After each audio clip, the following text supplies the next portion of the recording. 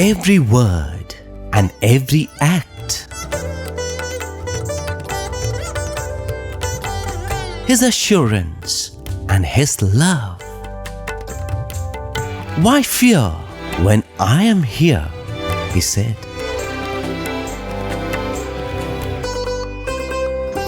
For every devotee, He was here, there, and everywhere.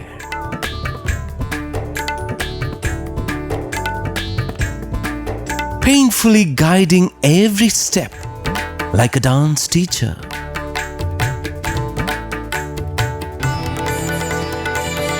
As the bud blossomed to reveal 1,000 petals,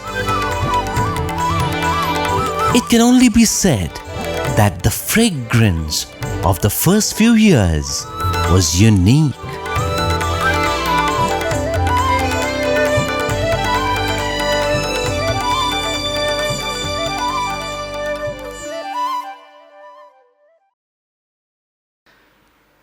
I remember one of my lecturers sharing this unbelievable incident. This lecturer of ours had been to the holy city of Kashi, also called Varanasi. He goes there because his in-laws live there. So whenever he goes there, he tries to meet some holy people, just offer his pranams to them. So he was led to one particular temple. They said there is a holy man living there. He's very old and he's a worshipper of Devi, of Kali, the form Kali. So he goes to that ashram and there's a huge statue of Kali. It's almost 7 to 8 feet tall. Very imposing and awe-inspiring statue. She's standing there with many hands and really scary looking statue. And as a young man, he sat in front of that statue and did meditation for years and years and years together. And that's how he got his realization. So this lecturer of ours went to him and he offered his pranams. And this sadhu asked him, "Where are you coming from?" So he says, "I come from Puttaparthi." And this sadhu's face lit up with joy. He said, "You come from Sai Baba." And he had this truly fascinating story to narrate. He said when he was doing his sadhana, he used to sit in front of that statue and for hours and hours together used to do meditation. And after many years, he got really frustrated. He said, "I'm getting nowhere. Mother, I'm not getting your darshan. I'm not going anywhere spiritually higher." So he decided to end his life.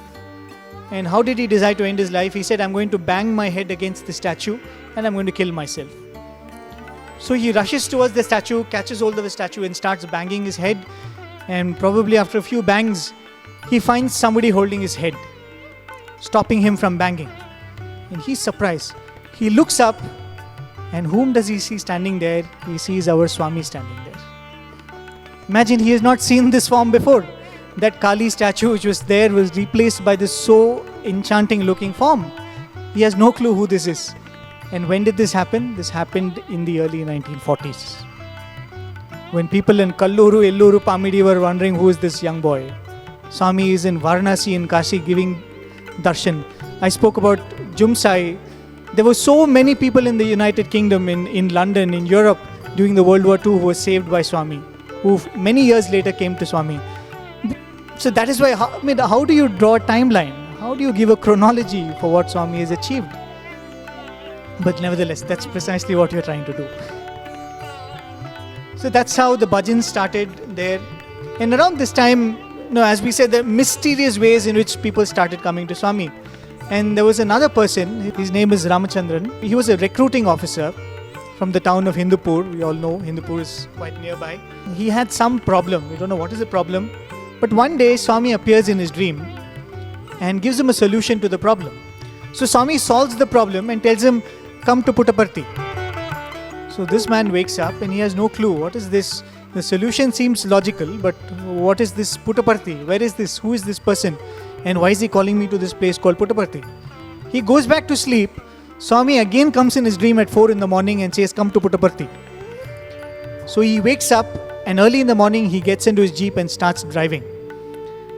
And what does he do? He lands up in a Puttaparthi near Bagepalli and he asks, "Where is Sai Baba?" And they say, "Who is he?" There's nobody by that name. Then luckily somebody tells him that there is another Puttaparthi near Bukkapatnam. Why don't you go and try there? So he drives, he gets into his jeep and starts driving. And here, Swami is sitting in Subhamma's house. Swami says, early in the morning, he says, this afternoon, a recruiting officer is going to come from Hindupur. So they say, okay, Swami is saying something. Sometime in the noon time, around 12 o'clock, Swami says he has come. He is near Karnat Nagipalli. He's just coming. And promptly 10 minutes later, this man drives in with his jeep. In 1944, for the first time, the villagers of Puttaparthi are seeing a motorized vehicle. They were never seen a vehicle like that. They're so fascinated by this. This man comes in the jeep and comes running and falls at Swami's feet. Because he recognizes it's the same person who came in his dream and solved this problem.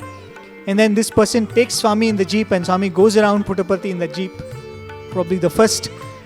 We've seen the car darshan so many times later. Swami would get into a car and go around. We would all run and stand on the wayside. This was probably the first car darshan. Swami got into that jeep, drove around those few lanes which were motorable in Puttaparthi. And he says that luckily he did not have to spend much of his petrol because people were so fascinated they started pushing the vehicle. Because they had been used only to, chariots or other things that are pulled. And what do you say? Is this a play of fate or what it is? Even after seeing all this, some of the local people did not want to regard Swami with that respect which was due to him. This is his driver. There's a special mention about him in the accounts where there's mention about Ramachandran. His name is Prahalad Rao, a very, very lazy man. But the mention of Puttaparthi would make him very active and he would be ready to drive to Puttaparthi anytime.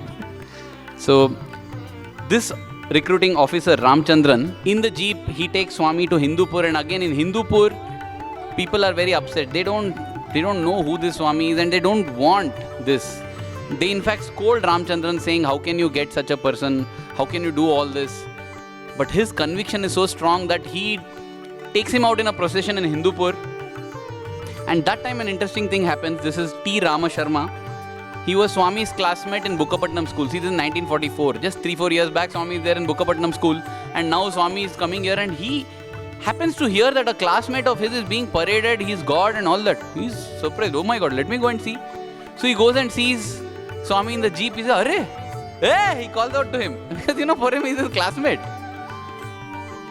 And those followers and devotees of Swami are shocked. Who is this person with such audacity? He's addressing like this. And immediately Rama Sharma realizes what he has done. And he says he's saved by Swami himself. Because Swami says, no, that's not a problem. Yeah, I know him. He calls him. And to the thrill of this Rama Sharma, Swami starts asking, how is that boy? What is he doing? He inquires into their careers. How are their families? What are they doing? He's so thrilled. Because on one hand, he's seeing Swami asking him all these questions, personal questions, private questions, and very intimate questions, and behaving like just his old friend. Haven't we seen this with Swami? Before we get a chance to interact with him, we wonder what to speak. We prepare for 5 days. And when we go in his presence, we are just not able to speak. We are dumbstruck. And Swami so sweetly cracks some joke. That is pure love. It's like a child.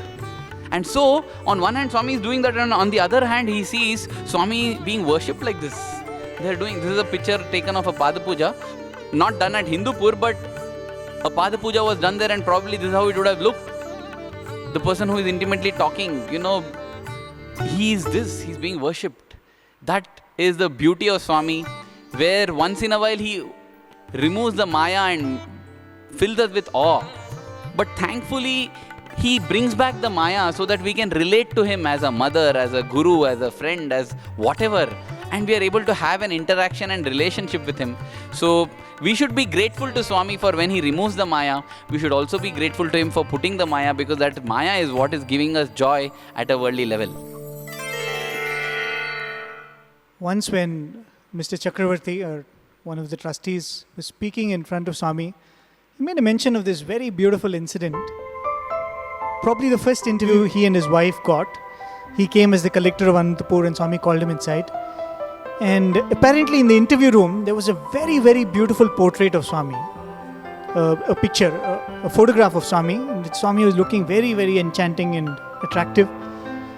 So all the while through the interview, he was going on looking at that picture. And towards the end of the interview, Swami asked, what do you want? And immediately he said, Swami, can I take that picture? And instantly Swami said, "Why the picture? Take me, I'll come wherever you go." And I think that is the feeling with which every devotee who came in those early years, they came, they loved Swami, they spent the time, but immediately the desire was, "Swami, why don't you come with us?" That's how Swami visited these many places. And similarly, there was this group of devotees from a town called Machilipatnam. Okay, it's still there. I think earlier it used to be called Masulipatnam, but Machilipatnam as it's known today. It's a town in the coast. It's known for its beaches, its beautiful sea. And the beauty of some of these towns is, if you're a student of Swami and Swami is asking, "Hey, where do you come from?" If you mention any of these towns, you should see the glitter in Swami's eye. Immediately Swami will say, "Yeah, I've been there, 1964. I've been there, 1945. Swami would start recollecting names of devotees who hosted him. Swami would say, "There was one person like this." Every place in a city like Madras, every town, every place in a city like Bangalore, Swami would immediately think of devotees. I'm just reminded of a beautiful verse in Sanskrit when they describe the marriage of Shiva and Parvati. They would say that they decide, okay, let's have the marriage. Whom all should we invite? Who should be the cook? Who should be the priest? Who should be playing the instruments? So Lord Shiva says, why don't we call the Saptarishis to officiate for the marriage? Let them be the priests. So the Saptarishis are called, and the Saptarishis say, that devotee who for a moment thinks of the Lord, his life is sanctified. What do we say of that devotee whom the Lord thinks for a moment? How much more sanctified is that devotee's life? That is what, when you think, when Swami used to mention these devotees' names, that joy and that glee with which Swami used to refer to those names. And isn't Swami looking so very happy and with his friends? Because all of these were Swami's age. Swami would go out every day, walk into the beach, spend some time. And one day what happened is, Swami was with a group of devotees there in the beach, everybody throwing water at each other and singing songs. Unnoticed everybody, Swami just walks into the water. Swami walks right into the sea. And they look around, they realize that Swami is not with them. And suddenly they hear a voice. Swami calls out, "Look here." And they look towards the side from where the voice comes. And there they see that on those waters, Swami gives them the darshan of Lord Vishnu reclining on the serpent. We feel that, Swami can give that darshan. But imagine Swami sitting next to you like this. Like how Arvind is sitting next to me. And suddenly you see him as Lord Vishnu in front of you. Wouldn't you feel like the rug under your feet has been just pulled away? That's how they would have felt. Suddenly the person who's sitting next to them is there. He's giving the vision of Lord Vishnu. And even before they could take that sight in completely, the next minute Swami is there next to them. And they look at Swami, there is not a drop of that water on Swami's robe. It's dry as dry could be.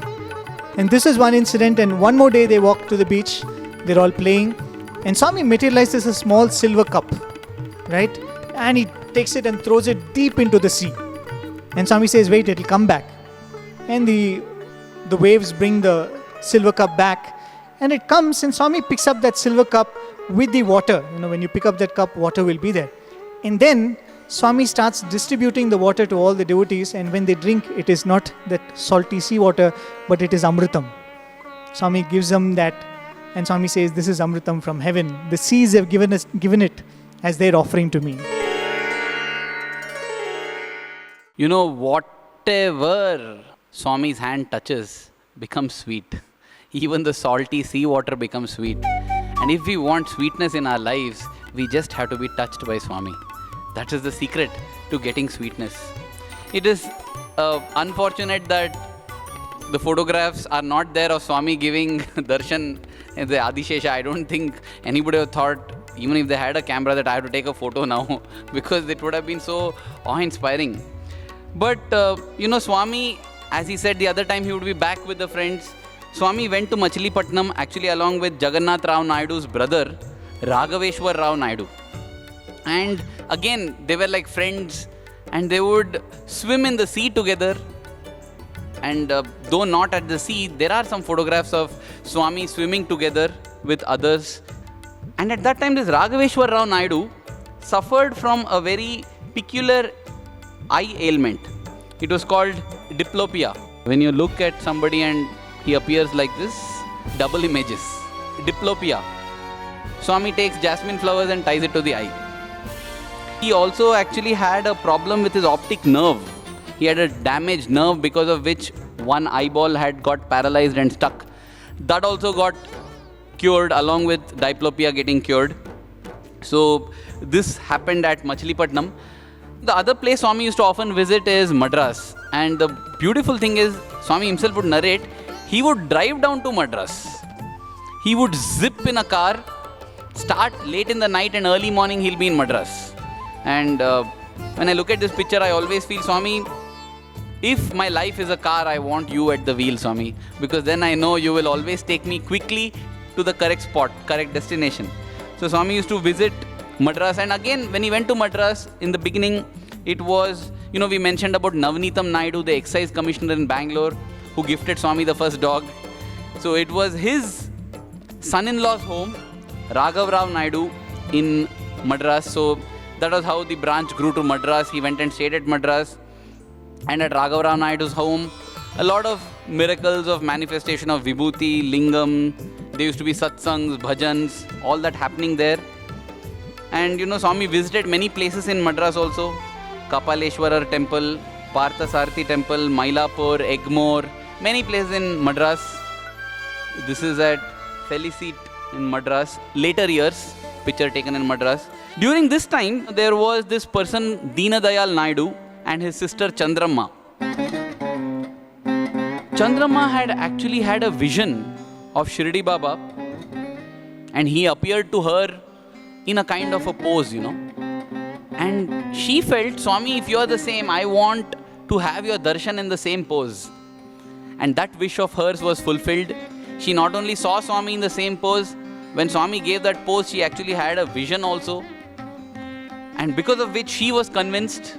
All this happened at the home of Raghav Rao Naidu, that is Navneetam Naidu's son-in-law. And then Swami calls her and tells you, get your whole family and come tomorrow. She feels it's a tough job again because Swami, nobody will believe. She goes home and she invites everyone. She tells you, come at least see for once, and they all come. Along with her comes her brother-in-law, Alavandar Naidu. And they are all sitting there, and Swami tells her to start singing bhajans. She has never sung in her life, but because Swami has said, she starts singing. At the end of the bhajan, Swami simply apparently randomly picks out Alavandar Naidu. And he tells him, it must have been very difficult, right? For your forefathers and parents and for you also. He says, for what, Swami? To travel all the way from Burma to Madras? And now he is shocked. How does Swami know? And Swami starts revealing every little aspect where they faced difficulties, how it was, and how they had to shift from Burma and come and settle down in Madras. By the end of that, they're also floored. They are also singing bhajans and they join in the bhajan. They in fact tell Swami, you must visit our home, you must come to our home. Swami says, not now, next time. And the next year, Swami actually visits their home also. It's a beautiful episode. Because, when Swami is at this person's home and they go there and tell Swami, you must come, Swami says, yes, I will come. And Swami, they all head towards the car. Swami doesn't go to the passenger seat. He asks for the key and goes to the driver's seat. He says, I will take you home. And Swami drives and takes them to their own home.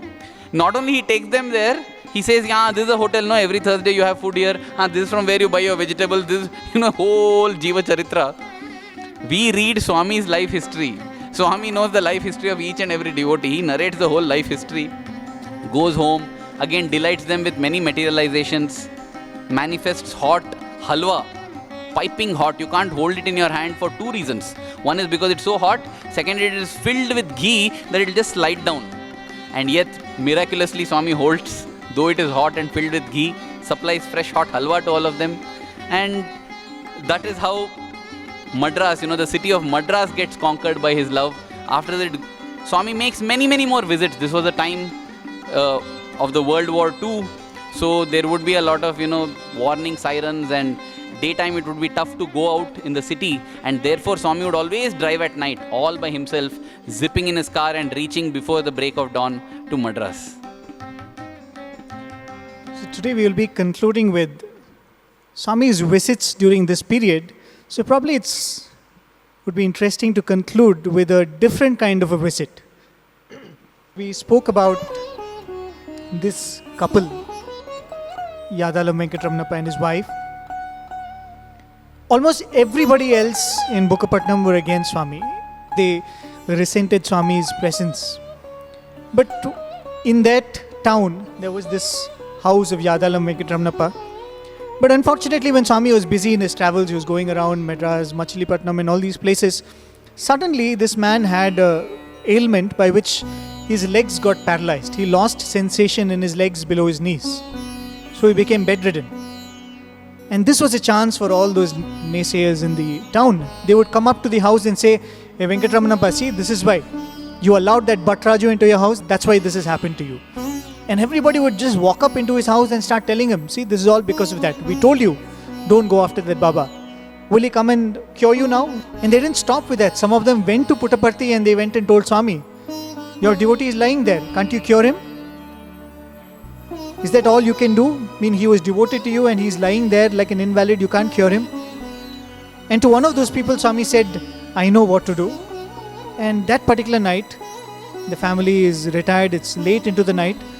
Suddenly there's a knock on the door in Bukkapatnam, in that house. There's a voice calling out, "Narayana, Narayana, Narayana." And the son of Venkataramanappa is Narayanappa. So the daughter-in-law, Janakamma, she gets up and she gets the lantern and she says, "Who is this in the late hours in the night?" And she opens and Swami is standing there all alone. There's nobody with Swami. And there is no bullock cart, nothing. Swami is just there all alone. And Swami says, "I came to see Venkataramanappa." And they lead him to the room where he's lying down. He's immobile, he can't get up. Swami goes to him, Swami puts out his hand and makes him get up and says, "What are you lying down like this, like an invalid, troubling all the people in your house? Get up and walk." And Swami pulls him up and says, "Walk." So then Swami materializes some dates.